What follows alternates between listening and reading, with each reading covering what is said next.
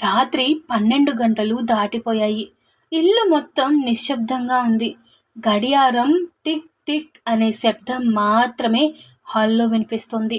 బయట చినుకులు పడుతున్నాయి. కిటికీ అద్దంపై వర్షపు చుక్కలు జారి పడుతూ ఏదో బాధను రాస్తున్నట్లుగా ఉన్నాయి. విహాన్ మంచంపై పడుకున్నాడు. కానీ నిద్ర మాత్రం రావటం లేదు.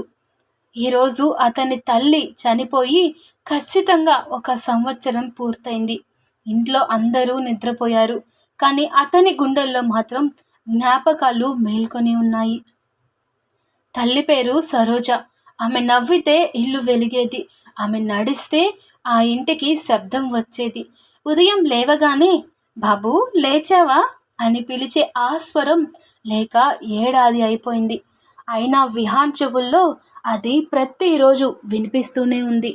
తనకు తల్లి ఉన్నప్పుడు ఆమె విలువ తెలియలేదు. ఉద్యోగం, స్నేహితులు, ఫోన్, బయట జీవితం ఇవే ముఖ్యమని అనుకున్నాడు.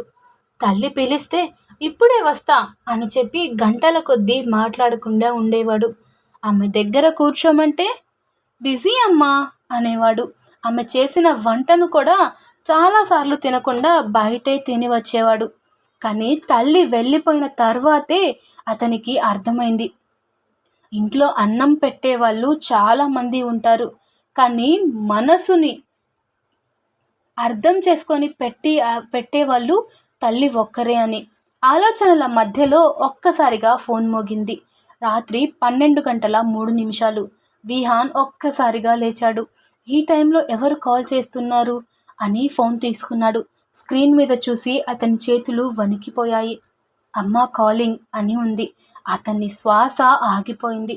కళ్ళల్లో భయం, ఆశ్చర్యం, గుండె గట్టిగా కొట్టుకోవడం మొదలైంది. ఇదెలా సాధ్యం అని తడబడుతూ ఫోన్ చూస్తున్నాడు. తల్లి నెంబర్ 1 సంవత్సరం నుంచి యాక్టివ్గా లేదు. సిమ్ కూడా ఆఫ్ అయిపోయింది. రింగ్ కూడా ఆగిపోయింది. అతను చెమటలు పట్టి కూర్చున్నాడు. కొన్ని సెకండ్ల తర్వాత ఫోన్కి ఒక వాట్సాప్ నోటిఫికేషన్ వచ్చింది. ఒక వాయిస్ మెసేజ్ ఫర్ అమ్మ అని ఉంది. విహాన్ వేళ్ళు కంపించాయి. తెరవడానికి ధైర్యం రాలేదు. చివరికి కళ్ళను మూసుకొని ప్లే చేశాడు. కొన్ని సెకండ్లు శబ్దం లేదు. తర్వాత ఒక మృదువైన స్వరం, బాబూ అని. అతని గుండె ఆగిపోయినట్టు అనిపించింది. అది ఆమె స్వరమే, తన తల్లి స్వరం. నువ్వు ఈ మెసేజ్ వింటున్నావంటే నేను నీ దగ్గర ఉండను బాబు అని ఉంది. విహాన్ ఏడుపు మొదలైంది.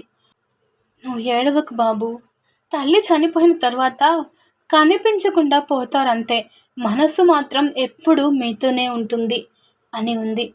అతను ఫోన్ గట్టిగా పట్టుకున్నాడు. నువ్వు చిన్నప్పుడు జ్వరం వచ్చిందంటే రాత్రంతా నీ దగ్గర కూర్చున్నాను. నీకు మొదటి జీతం వచ్చిందని చెప్పిన రోజు నాకన్నా సంతోషపడిన వాళ్ళు లేరు. నువ్వు కోపంగా మాట్లాడిన రోజుల్లో కూడా నేను కోపం పెట్టుకోలేదు. ఎందుకంటే తల్లికి పిల్లల మీద కోపం నిలవదు బాబు అని అన్నది. విహాన్ బిగ్గరగా ఏడుస్తున్నాడు. నేను బ్రతికుండగా నువ్వు బిజీ అయ్యావు. నేను చనిపోయాక నువ్వు ఖాళీ అయ్యావు. జీవితం అంతే బాబు. ఉన్న వాళ్ళ విలువ ఉన్నప్పుడే తెలిస్తే చాలా కన్నీళ్ళు ఆదా అవుతాయి అని అన్నది. అతను నేలపై కూర్చున్నాడు. ఇంటి లోపల నాన్న ఒంటరిగా ఉన్నాడు. అతను బలంగా కనిపిస్తాడు. కానీ రాత్రులు నన్ను మిస్ అవుతాడు. అతని దగ్గర కూర్చో. నీ చెల్లికి ధైర్యం చెప్పు. ఇంట్లో నవ్వును మళ్ళీ మొదలుపెట్టు. వాయిస్ కొద్దిసేపు ఆగింది. తర్వాత మళ్ళీ వినిపించింది. ఇంకో విషయం బాబు, నీకు నచ్చిన ఆ అమ్మాయి గురించి నాకు తెలుసు. నువ్వు చెప్పలేదు. కానీ తల్లికి అన్ని విషయాలు తెలుస్తాయి. ప్రేమిస్తే గౌరవించు, పెళ్లి చేస్తే నిలబడు, ఏడిపించకు అని ఉంది. విహాన్ ఆశ్చర్యపోయాడు. తను ఎవరితోనూ ప్రేమలో ఉన్న విషయం తల్లికి ఎప్పుడూ చెప్పలేదు. నువ్వు ఎప్పుడు ఒంటరివి కాదు. నీ గదిలో ఫోటోలో నవ్వుతున్న నేను కాదు. నీ గుండెల్లో ప్రేమగా ఉన్న నేనే నిజం అని చివరి మాట వచ్చింది. జాగ్రత్తగా ఉండు బాబు. తిండి టైంకి తిను. ఎక్కువగా ఆలోచించకు. నేను నిన్ను ప్రేమిస్తున్నాను అని ఉంది. వాయిస్ మెసేజ్ ముగిసింది. విహాన్ ఆ రాత్రి మొత్తం ఏడ్చాడు. తల్లి ఫోటోను కౌగిలించుకున్నాడు. అమ్మ ఒక్కసారి రామ్మ అని చిన్న పిల్లాడిలా ఏడ్చాడు. ఉదయం అయ్యాక మొదటిసారి నాన్న దగ్గర కూర్చున్నాడు. కలిసి టీ తాగాడు. చెల్లితో మాట్లాడాడు. ఇంట్లో నెలల తరువాత నవ్వు వినిపించింది.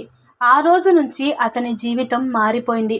ఆఫీస్ ఉన్నా ఫ్యామిలీకి టైం ఇచ్చాడు. కోపం తగ్గించాడు. తల్లి చెప్పిన అమ్మాయిని గౌరవంగా పెళ్లి చేసుకున్నాడు. ఇంట్లో తల్లి ఫోటో ముందు ప్రతిరోజు దీపం వెలిగించాడు. కానీ ఒక సందేహం మాత్రం అతనిని వెంటాడింది. ఆ వాయిస్ మెసేజ్ ఎలా వచ్చింది?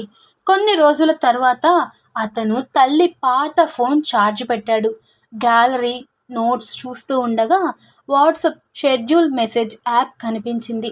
తల్లి ఆసుపత్రిలో ఉన్నప్పుడు నేర్చుకొని ముందుగానే రికార్డ్ చేసి ఎగ్జాక్ట్ డేట్ అండ్ టైంకి పంపేలా సెట్ చేసింది.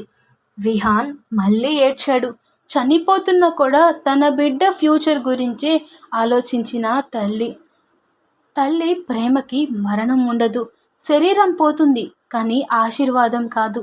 స్వరం ఆగిపోతుంది కానీ జ్ఞాపకం కాదు. చేతులు దూరం అవుతాయి కానీ కాపాడే దైవం అవుతాయి. తల్లి ఉన్నప్పుడు బిజీ అని దూరం కావద్దు. ఆమె ఒకరోజు ఉండదు. అప్పుడు ప్రపంచం మొత్తం మన దగ్గరగా ఉన్నా కానీ మన మనసు ఖాళీగానే ఉంటుంది. తల్లి ఉన్నప్పుడు ఆమె పిలుపు సాధారణ శబ్దంలా వినిపిస్తుంది. తిన్నావా బాబు? జాగ్రత్తగా వెళ్ళు. ఎప్పుడు వస్తావు? అనే మాటలు ప్రతిరోజు వినిపించే చిన్న ప్రశ్నల్లా కనిపిస్తాయి. కానీ ఒకరోజు ఆ స్వరం ఆగిపోయిన తర్వాతే అర్థమవుతుంది ఆ ప్రశ్నల్లోనే ప్రేమ ఉందని, ఆ మందలింపుల్లోనే కాపాడే భయం ఉందని, ఆ చిన్న చిన్న మాటల్లోనే మన కోసం కొట్టుకునే ఒక గుండె ఉందని. ప్రపంచంలో ఎవరైనా మనల్ని ప్రేమించొచ్చు, మనతో ఉండొచ్చు, మనకు సహాయం చేయొచ్చు. కానీ తల్లి ప్రేమకి పోలికే ఉండదు. ఎందుకంటే మనం మాటలు నేర్చుకునే ముందు మన ఏడుపు అర్థం చేసుకున్నది తల్లే. మనం నడవలేని రోజుల్లో మోసింది కూడా తల్లే. మనం పడిపోయిన ప్రతిసారి లేపింది తల్లే.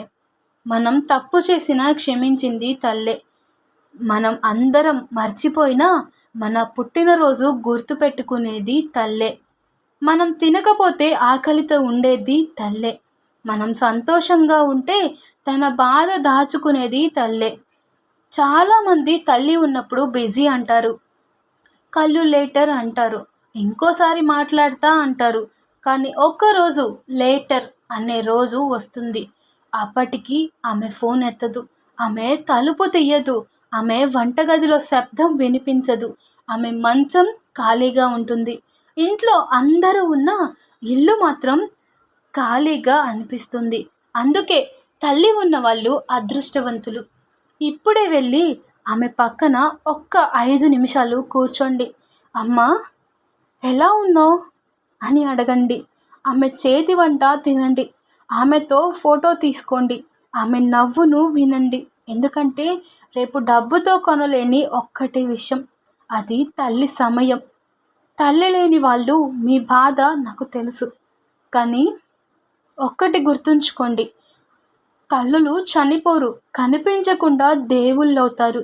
మన వెనకాల నీడలా నిలుస్తారు. మన కన్నీళ్లను తుడుస్తూ ఉంటారు. మన ప్రార్థనల్లో ఆశీర్వాదంగా ఉంటారు.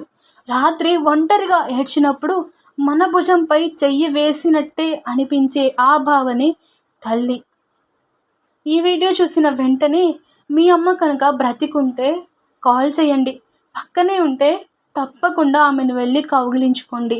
లేకపోతే ఆమె ఫోటో ముందు నిలబడి ఒక్కసారి నవ్వండి.